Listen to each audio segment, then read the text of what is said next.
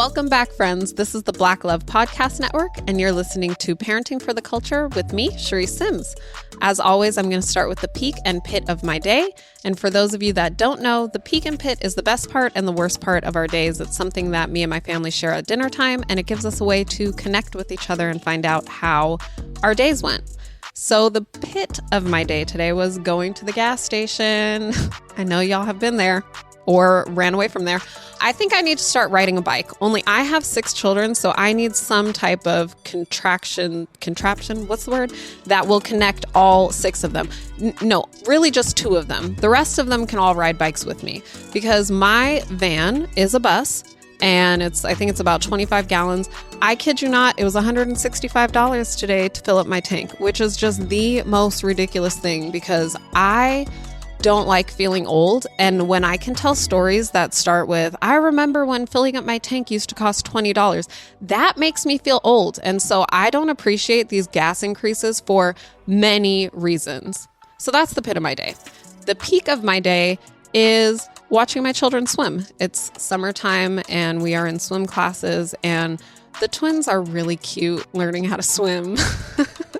They're just really, really sweet and cute. And I love it because doing what I do and working with children and watching children's development, I think one of the most fun things for me has been watching 2 people who were born at the same time, watching them develop so differently and being able to really put into practice the different things that I talk about. So, Matilda is out there and she just jumps right in the water and starts swimming.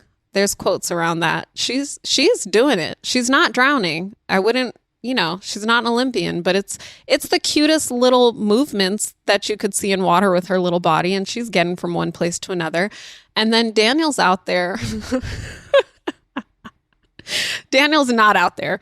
Daniel is in the water by the wall, quote, not holding the wall because he's not actually gripping it, but his hands are on the wall as he kind of like lifts his feet every now and then. But he's so proud of himself. And I'm so proud of him because both of them, I'm about to sound real cheesy, but this is what I do, y'all. Both of them are listening to their bodies. Both of them are doing what's comfortable for them. Both of them are challenging themselves a little bit and learning and doing a little bit more each and every day. Neither one of them is worried about what the other one is doing or comparing themselves. They both get out feeling like they did a great, amazing job. And I'm just so proud of them. And it's so much fun to watch how proud they are of themselves when they do whatever they do, whether it's a glide with kicks or just I got my shoulders wet. Like, I love it. So that is the peak of my day, watching them learn how to swim. So I want to talk about Black love today. Y'all, this is the Black Love Podcast Network, so why not talk about Black love? But I don't want to talk about it in the sense of just romance, right? Black love comes in all different dynamics and directions.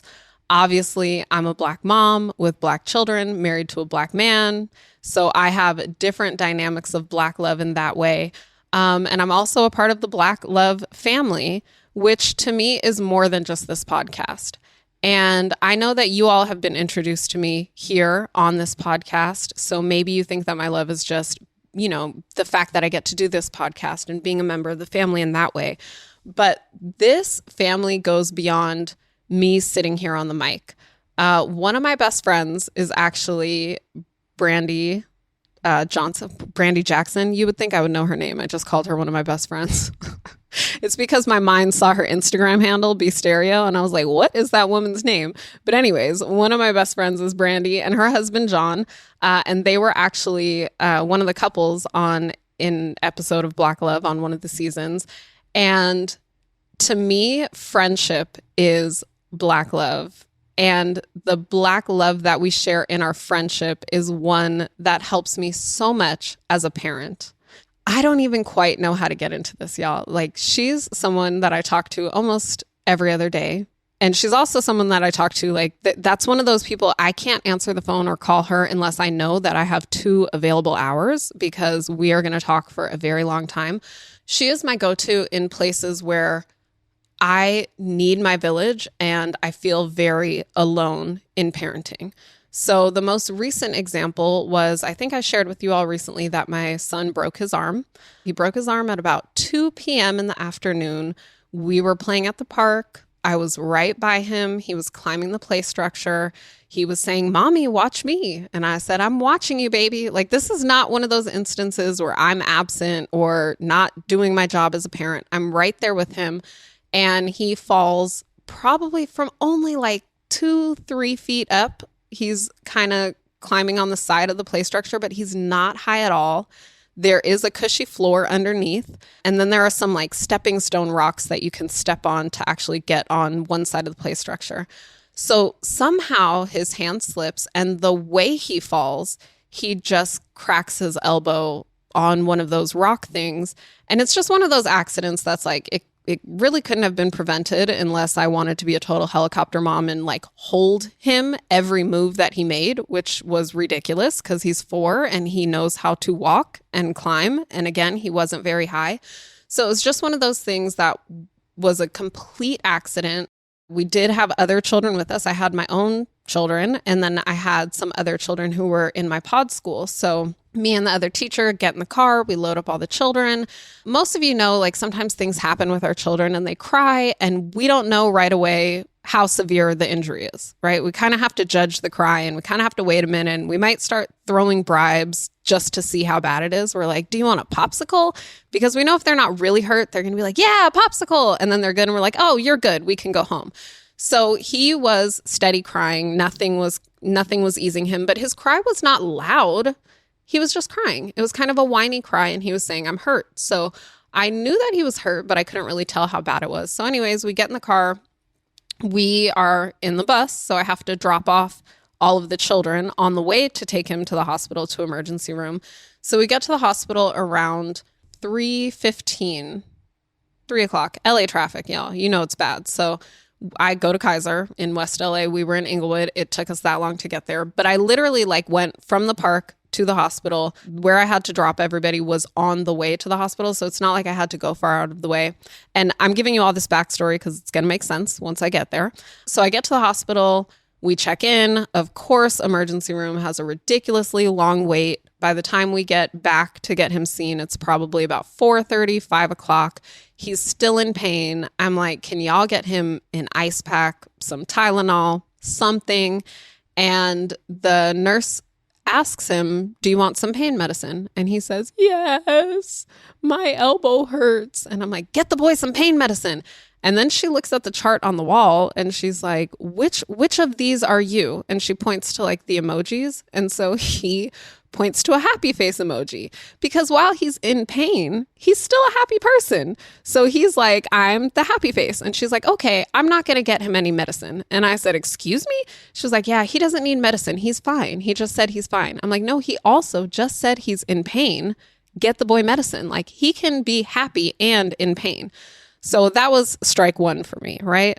Then while we're there and in between getting x-rays and waiting on the doctor and whatever else, I have 2 to 3 different nurses come in probably about 10 different times to ask me again, what exactly happened? How did he fall? Where were you? Where was this? And now, as a child care provider, I'm well aware of what it is to be a mandated reporter. And I recognize the importance of it, and I understand that that's needed. So I do recognize that, 1, they need to know what happened so they can treat him, and 2, they're doing their job because they also need to see if there are any signs for abuse. But if I have told y'all 3 different people, 5 different times, the same story, I'm going to need y'all to stop coming in here and questioning me about how this happened to my son and help him.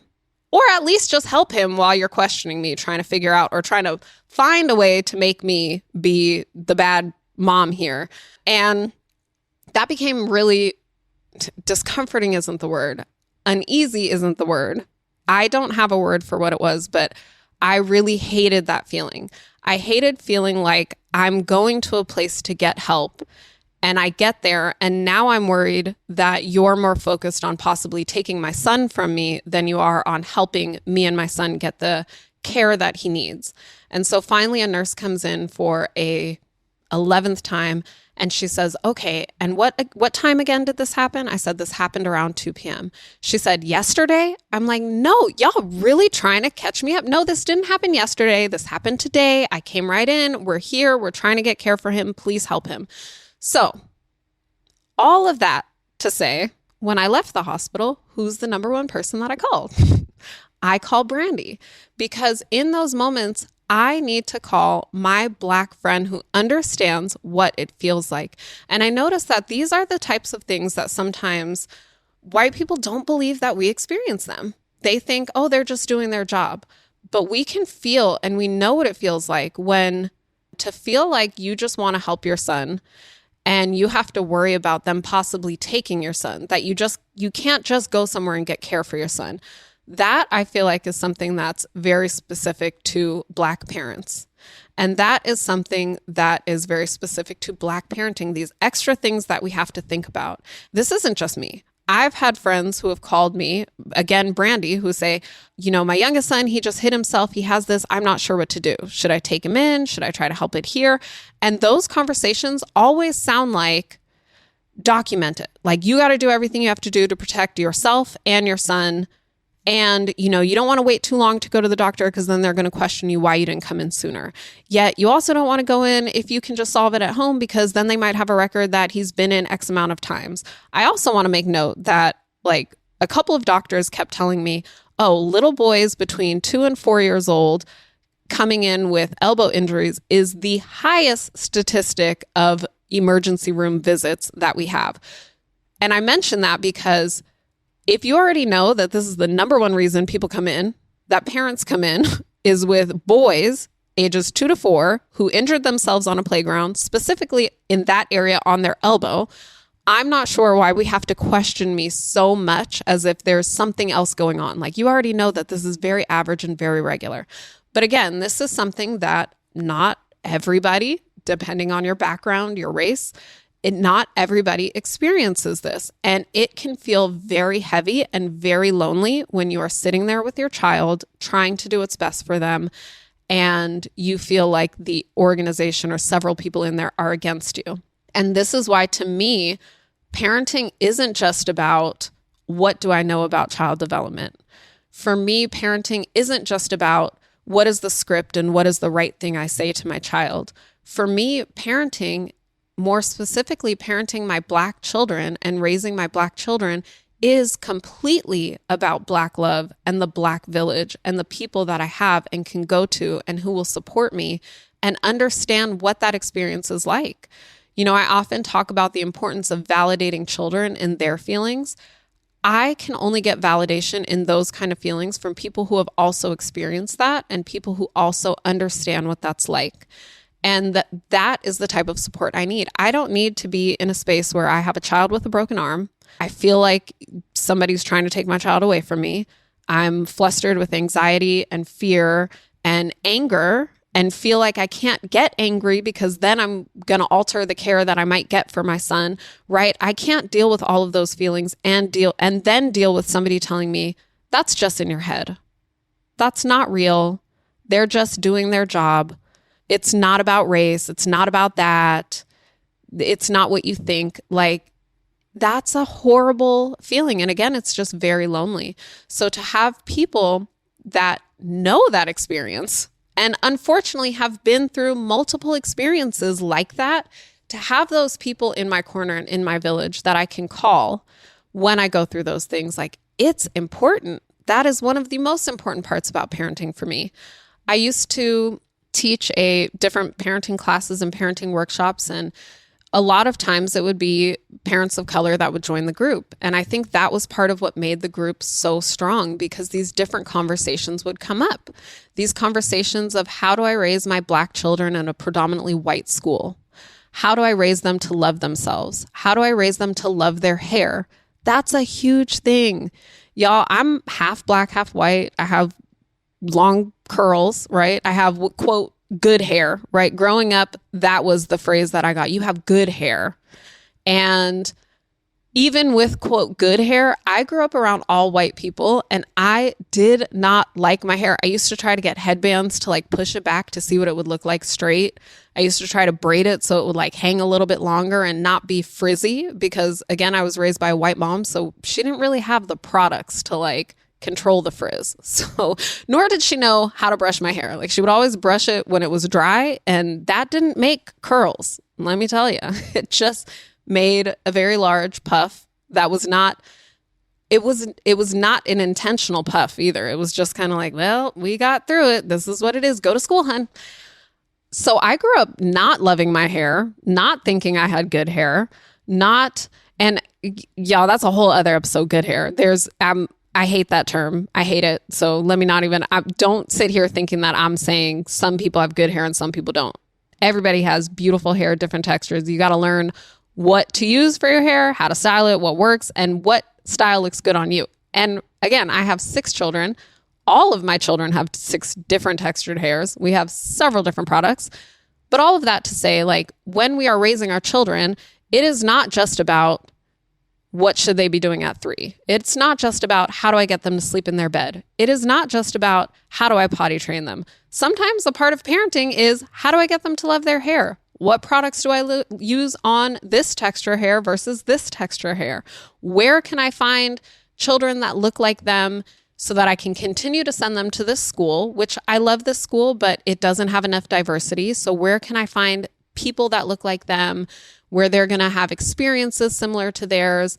And so this Black community is such an essential part of Black parenting.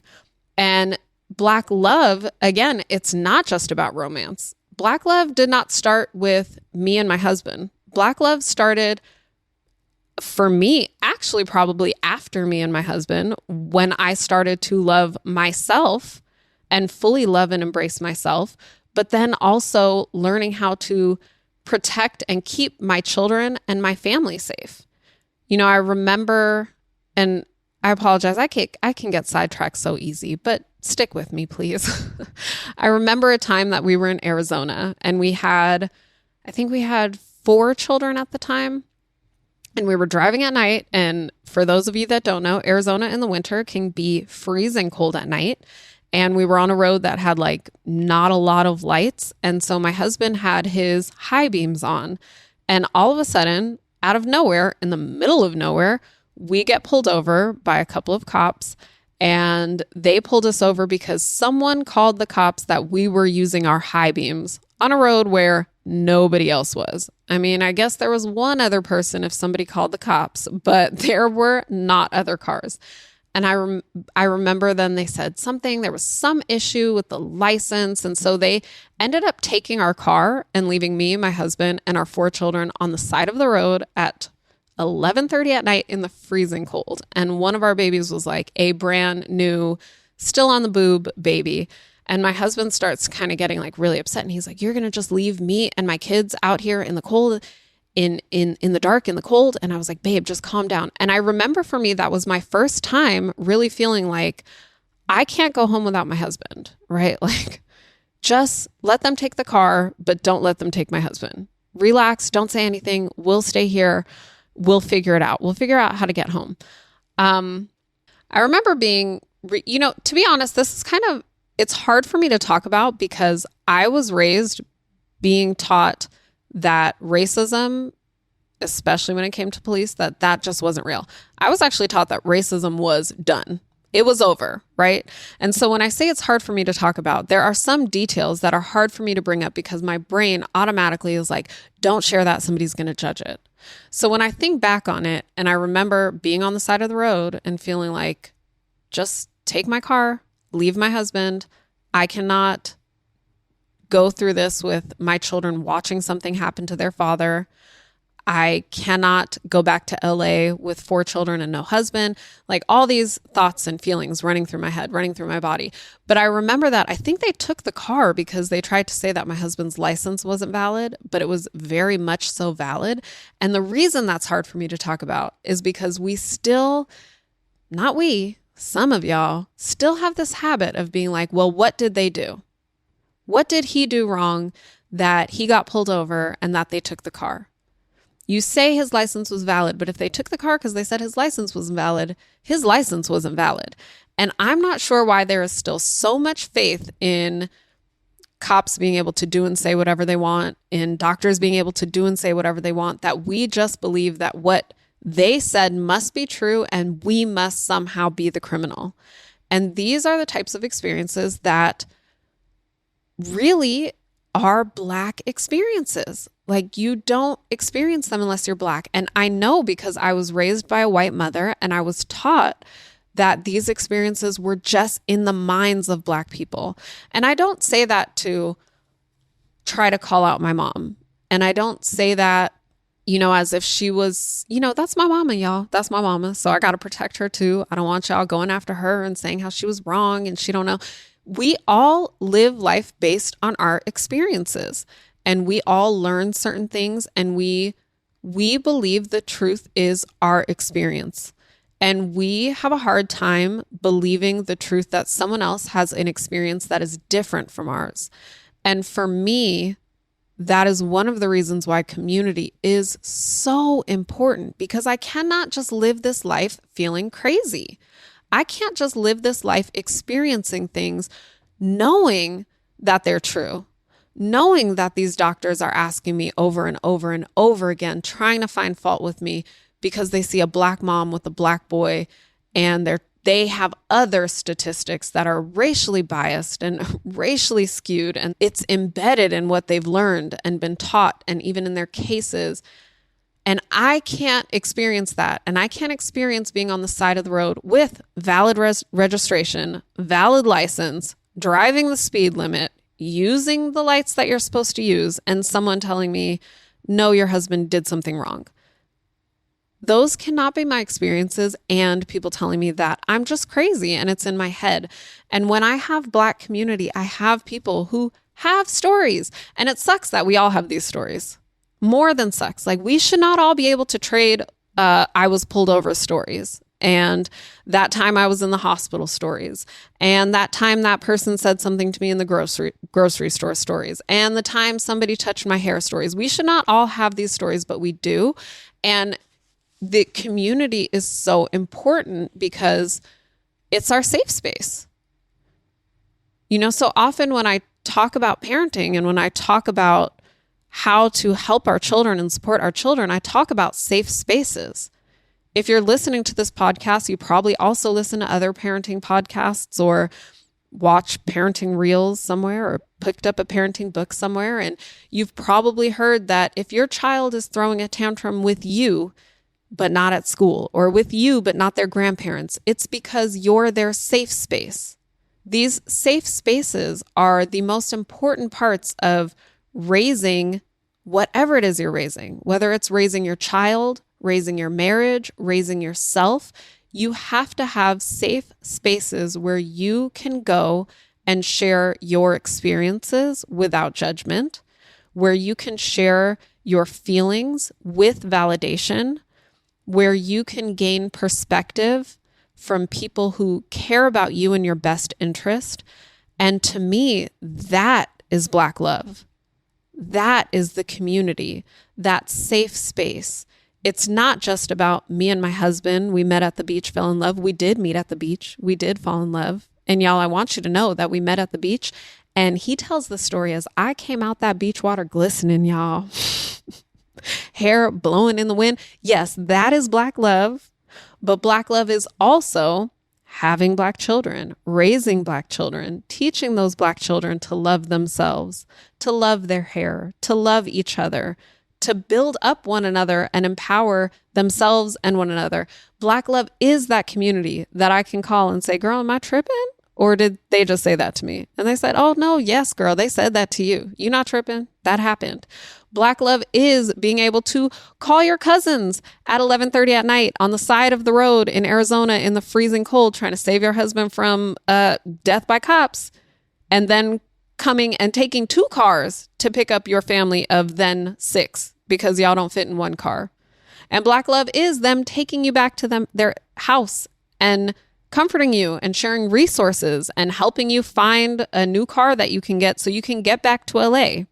Black love is me and my Black mama friends calling each other and saying, do you know of a good school? Is your school talking about George Floyd? Is your school talking about the protests? They're not. How can we talk about it with our children? I can't just let this go. Do I bring this up to my school or not? Black love is, girl, my husband's getting on my nerves. Can we go out? Black love is, babe, do you want to go out tonight? Let's leave the kids at home with whoever and spend a night out. And by the way, we have that night coming up. Date night is very important.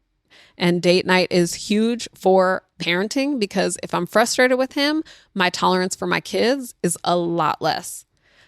I can't tell y'all how many times when people ask me, how are you so patient with your kids? Patience for me is a practice. It's a practice and a muscle that I've built over years of working with children. But I too lose patience, and I usually lose patience when someone else is frustrating me. And usually the person who is able to wear most of my patience is my husband. So when me and my husband are not good, my parenting is not good. Those are facts. And so this idea of like Black love and cultivating all the way through, it really happens from self to children to spouse to friend to sister to brother. It's in all of these spaces and places. And it's just more, I want to say it's so important on so many fronts, but important isn't the word. It's necessary. It's necessary. I remember a group of moms that I had in a parent workshop where we all started talking about how do I address representation for my children. You know, all these books that I'm picking up, they're the typical, who is it? Jane and Jack and Jill? Jack and Jane. Jack and Jane? Books where, you know, the characters are represented a certain way. We all recently within the past few years, found out that Dr. Seuss was racist, right? We all grew up on Dr. Seuss, love Dr. Seuss, have great things to say, want to do Dr. Seuss week. And then we grew up and found out that he was racist. And now we don't want to purchase his books. But we're also like, what do I do? Because it's kind of just Dr. Seuss out here. So now what are the classics that I buy for my children? So I had this group of moms and we come together and we're like sharing all these resources and talking about how do I talk to my child about this? And here's where you can find these amazing books. And I found these amazing affirmation cards for my children, right? So it's like this community that we need to build our children. And for me, in that conversation, when we were talking about it, we were also talking about representation. And we watch TV and there are a few TV shows that actually have representation for our children, and how some of our children even started noticing how on the TV, Black people were really represented just one kind of way. And so we would have to have these conversations to teach our children, like, is that true? Where that might be what the media is representing, but what do you see in your community? What do you see in your people? And then you have things like Black love. And I love that Black love exists because these different conversations that came up with my children, I remember my 10-year-old asking me, Mom, are Black people always portrayed as gangsters on TV? Are Black people always portrayed as ghetto on TV? And I had to tell them, like, it depends on who is producing the work. It depends on who is writing it and directing it and producing it. And sometimes you have to look at that. You have to look at who are the people behind what you're watching, like who are the people behind the representation? Because just because someone's playing a role, that doesn't mean that they are representing you. They're actually representing the people that wrote the script, directed the movie, produced the movie. So who are those people that want you to see your reflection and your image and your representation in this way? And I would tell them that's why I love Cody so much. You know, I started out telling y'all how Black love was not just a podcast that I do. It's a family that I'm a part of, right? And I told y'all how Brandy is one of my best friends. Cody is one of my people too. Like before I started doing the podcast, she was actually a parent in my school. Her child went to my school. That's how we met. And then she became my friend. And that's how I found out about Black love. And I fell in love with Cody not as a producer, and not as someone who created this concept. Well, she didn't create the concept of Black love. Not as someone who was highlighting the concept of Black love. But I fell in love with her as a person and as a friend who was there for me, who supported me, another person I could call and talk to. another person who would call me and say, my child did this, what do I do? But I would tell my children, Cody is a producer who is creating new images that haven't been put out there before, so that you and I and Papa and other people have new representation of what is more true and accurate. And, I think like a docuseries isn't something in the past that I would have been like, I want my kids to watch a docuseries. Like, that's not the thought we have. We're like, where's a cartoon? Where's this? Where's that? And then, our TV shows, we kind of want to watch them when our children go to bed. Black Love docuseries became a TV show that I would want to have on during the day when my children were walking around, because I wanted them to see. I want them to pass the TV and see a better representation of what Blackness is. Again, not romantic love, but let them see married couples represented episode after episode after episode, and let them see different dynamics. That is one of the things that is most special to me. And again, when I say that marriage has been one of the hardest parts of parenting, we've had hard times in our marriage. And there have been times where I've had to tell my children, like, this is not all of what marriage looks like. Like, Papa and I are going through a hard time right now, but this is not all of what marriage looks like. And I think it's so easy for us to see one representation of something, whether that's marriage or what school should look like, or what women should look like, or men should look like, right? We have like one representation, or more so known as a stereotype. And we don't realize that there are several different dynamics to what things look like and can be like. And so for my children to be able to see that early on is monumental to me. And it's such a greater part of like, that to me is a better parenting tool than me telling you how to potty train your children. Like, my children getting to see image after image after image of Black men and women loving on each other is better than me telling you how to get your child to sleep in their bed through the night. Although we could talk about that too. We could talk about that on an episode. I can't talk to y'all about how to get your child to sleep through the night, because I'm still working on that in their room. I could tell you how to get them to sleep all night in their room. That's another thing. So maybe I'll bring somebody in for that, but I could tell you how to potty train them. We could talk about all those things. But when people ask me about parenting, and sometimes they don't love the answer because it's not an immediate answer. Not all of my solutions I can give you, go do this and it'll change your life today. The greatest things that you can do are an investment of time. They are building community. They are getting to know and love yourself. They are getting to know and love your child. They are making sure that your child has great representation of people, professions, practices in things that look like them. That's a greater investment of your time than just what script can I learn, right? It is building love and empowerment and self-love into your child. And we do this through community and through what they see on TV and what they hear on the radio. When you're driving in your car, put on a Black Love podcast episode, put on Parenting for the Culture episode, let your children hear it. Let your children hear Black people loving and thriving and doing these things and struggling and getting over struggles, because those are the things that allow them to see themselves, see their future, gain the tools that they need to be the people we want them to be when we're trying to learn scripts on how to get them to stop a tantrum.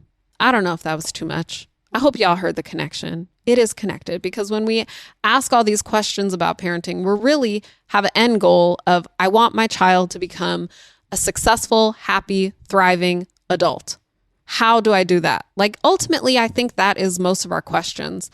And so for that, it involves so much more than just scripts and learning how to deal with tantrums. It involves allowing them to see themselves as adults in the eyes and representation and mirrors of other adults. Y'all, I can't wait to watch this final season of Black Love docuseries, and I especially can't wait to see the Gaines. I don't know if y'all follow Kiera Noemi Gaines on Instagram. I do. I love them. And he's a parenting coach. I don't even think he knows it. He definitely doesn't claim it, but I be getting so many parenting tips from him, and I'm so excited to watch it. And that's one thing that I love about parenting. Like, you can learn so much about self and parenting from other people and the things that they do. Like, y'all know how football players will take ballet so that they can be more agile on the field. It's like that. Like, I can learn from a wealth of people and apply it to parenting, and it it does something for me. It grows me far past anything that I've read in textbooks or conferences that I've gone to or workshops that I've taken. I always learn the most just listening to and watching other people and like being able to learn from their experiences. So anyways, I'm so excited for the final season to come out. It premieres this Saturday at 10/9 Central on OWN, and you can catch it the next day on the Black Love Plus app. So download that today. And if you're anything like me and you don't know how to download the Black Love Plus app, just go ask your oldest child. They will do it for you, guaranteed. And I just want to thank Cody and Tommy because these are two people that I love. And not only have they cultivated this Black Love docuseries and this Black Love community, but y'all, they stand by it. Like they believe in what they do. And quick story before I head out. There was one day, I think it was like last year, where again, Hiram and I had not had a lot of time to ourselves. We have 6 kids. It's not easy to find someone who is going to watch 6 kids for you so that you can get out and have a date night. But Cody and Tommy were like, bring those 6 kids over here. Yep, I got Black Love doc that I got to edit and I got things I got to do, but they can come over here and they can hang out with the boys over here and we'll watch them. You all go out and you have a date night. I mean, how many people are going to do that? And so for me, like watching someone who creates a show about Black love, but actually behind the scenes believes so strongly in Black love that they're going to watch somebody's 6 kids so that Black love can live and continue and breathe and grow. Like that to me is just amazing. So I love Cody and Tommy. I love Black love. And trust me that this Black love thing is going to keep on going. We've got podcasts, we've got original series, we've got events. Black love is forever, y'all. All right, now I gotta go and tend to the Black love at my house before the Black love at my house makes a big mess at my house. So I hope that you guys are enjoying this podcast. As always, if you have any topics you want me to talk about, feel free to DM me on Instagram, or you can enter a question in the Google form in our show notes. And please, if you're enjoying what you're hearing, don't forget to rate, review, and share this podcast with other parents. See you all next week. Parenting for the Culture is executive produced by Cody and Tommy Oliver. Our senior producer is Crystal Hill. Art is by Coy Madison. Parenting for the Culture is a Black Love Podcast Network production.